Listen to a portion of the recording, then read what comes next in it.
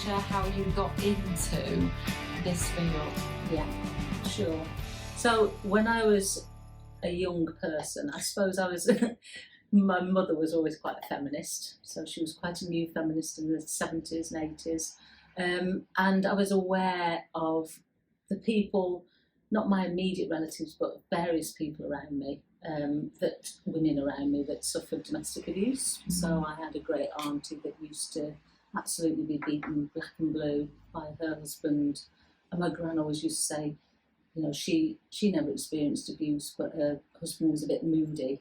But I think it was something about the injustice of women, particularly in those days, living in that position. So there wasn't a benefit system that people had recourse to.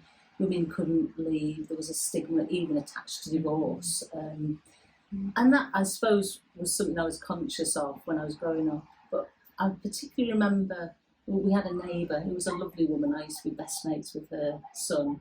Always used to be around the house having beans on toast and tomato soup and all that. And she turned up at our house one night and she had a black eye. And I think I probably was 9 or 10. I just thought, why does she deserve this? This lovely woman. It just seemed so unjust that she'd been abused in this way. And my mum took her in and we gave her tea and she stayed over the night. And even at a young age, I thought, I want to do something. I want to do something that practically will help women in that situation. And I suppose my passion for the work really has grown from there. What sort of challenges do the women face that come and see you? I think it's absolutely individual to each person.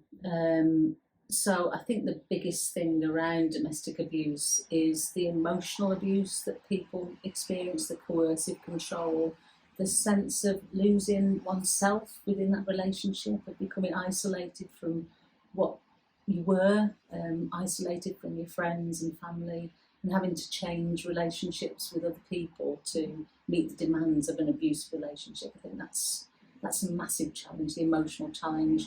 There's all sorts of financial challenges for people, physical danger and threats. Some people are sexually abusive as well. So I think it depends on each individual, but there are some things that every survivor or victim has in common, which is that unpicking, I suppose, of part of themselves within that abusive relationship. And what do you offer at IDAS that supports them from when they make the phone call to you? Then what happens? Somebody rings you desperate. Yeah, so it will depend on their particular circumstances. So we have emergency accommodation that's available for women and families, but also we can accommodate male victims as well if they need to escape and flee. We have a range of community services, so we can support people that are living in their own homes still. We support thousands of people that are living in their own homes across Yorkshire each year, so that might be emotional support to court if someone needs to get a legal injunction or a legal remedy. I think some of the best support that we give is just validating someone's experiences, helping them understand that they're not alone, they're not isolated, they're not going mad. People may have been gaslighted, so they've been led to believe that their behaviour is abnormal rather than the perpetrator's behaviour. So it's allowing them space and time really to unpick some of that and speak about that. You just mentioned gaslighting. Yes. What is that? How would one know that it's either happening to them or it's happening to a friend? Yeah, it's an interesting term. It comes from a film, I think, from the 1950s maybe. And really, I suppose it's making someone believe that they're mad. So, oh, I didn't do that. You've made a mistake. Oh, that's your paranoia. Oh, I'm not checking up on you. Everyone does that. Oh, you're the mad one. You know, that doesn't happen to our friends. So it's making someone detached from their natural instincts that something's not right. Because when people are detached from their natural instincts that something's not right, you can abuse and control them even further. So it's changing reality. It's what some politicians do, perhaps. Believe one thing when another thing's actually true. Yeah. And what's the biggest challenge that IDAS faces? I think some of the biggest, we're not the most popular charity. Domestic abuse, there's still lots of stigma to even discussing abuse and sexual violence particularly. And I think Why do you think that is?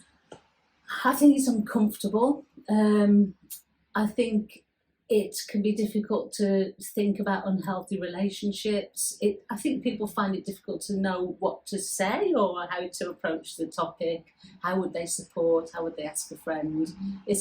Because it's seen as private, ultimately, isn't it? Our relationship, it's seen as sacred between two people, and you don't want to feel that you're poking your nose in someone else's business, and all of those sorts of things. So I think the challenge for that is that we perhaps don't get as much financial support from donors and fundraisers. It's more difficult to make the case. And also, I don't think people, because of the stigma, understand how common it is. So it feels something that's not really openly discussed and out there. So it's just difficult to raise awareness of the cause.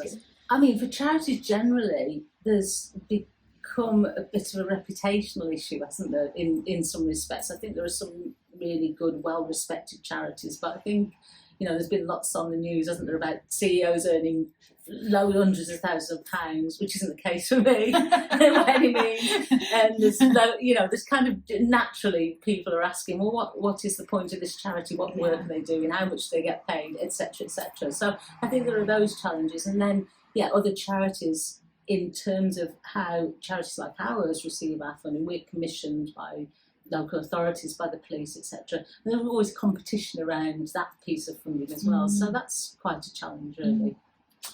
What is something that people don't know about IDAS that would be helpful for them to know? I think the biggest thing is that people don't have to leave a relationship to get support. So I think a lot of people think if they contact us, they've got to be at that point of leaving. No, we will talk through people's options, even if they choose to stay. We're not here to control people's relationships or to determine the course of their future. They determine that, and we'll just go alongside them and kind of help them in any way that we can. That's really interesting. What's your biggest need? I think our biggest need, because we want to be the voice for victims, ultimately, we want to help change laws where there is injustice. There's lots of issues around how the family courts run and operate. Our biggest need is for voice, for people to support us. So even if people don't support us financially, to spread the word about us, to reduce some of that stigma, to get the word out there. Do you have a volunteer programme? We do, yeah. Oh. So we have a volunteer programme, but we also have a champions programme. So if people want to get involved but only have maybe an hour or two a month to give, but working in a local communities, could be a hairdresser, taxi driver, could be a doctor, and they want to become an IDAS champion, we can train them and talk to them about how they can help us spread the word and get information out there. So people can become involved at whatever level they want to, really. And in terms of recruiting volunteers, what's your biggest need? I think in terms of volunteers, we would like, because North Yorkshire is such a rural county, we would really like people to go out and spread the word.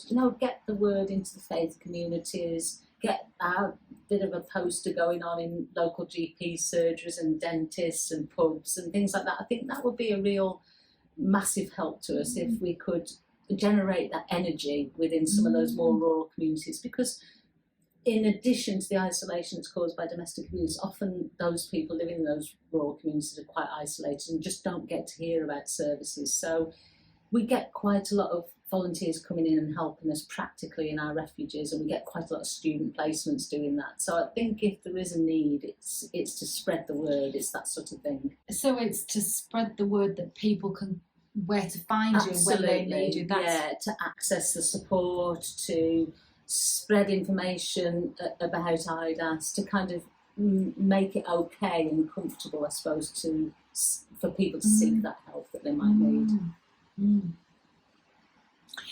And what does Christmas Day look like for people that are in the refuge? Do you have more? How many refuges? Yes, we've got 4 refuges in North Yorkshire and 1 in South Yorkshire, and lots of community services. Very few people. So we support now about 7,000 people a year, and only maybe about 250 come into the refuge. So luckily we're able to keep people safe, or help people stay safe in their own homes. The refuges themselves, we try to make it as comfortable as possible at Christmas. We get loads of donations. People are really kind and lovely and generous. You know, we get turkeys from the Lions Club and hampers and things like that. So we try just for the refuge clients or families just to operate in the same way that we would at home. It's really tough, isn't it? You know, to be away from family and loved ones, and sometimes pets too, and all of those things. So we try to make it as safe and as nice as possible, and people are very generous around Christmas, so we're very lucky in that respect. Wow. Where can people pick up your material so they can, you know, ask if they can put it up in doctor's surgeries or dentists or things like that? So if people want nicely printed posters and cards, they can just email us and we'll get those out to them. So you'll mail them? We can mail them, or we've got offices in Harrogate, and we've got offices York and Selby and Skipton. So there's somewhere normally that people can pick them up. But also a lot of our stuff is downloadable off the website. So. Oh, fab. Yeah. Fab.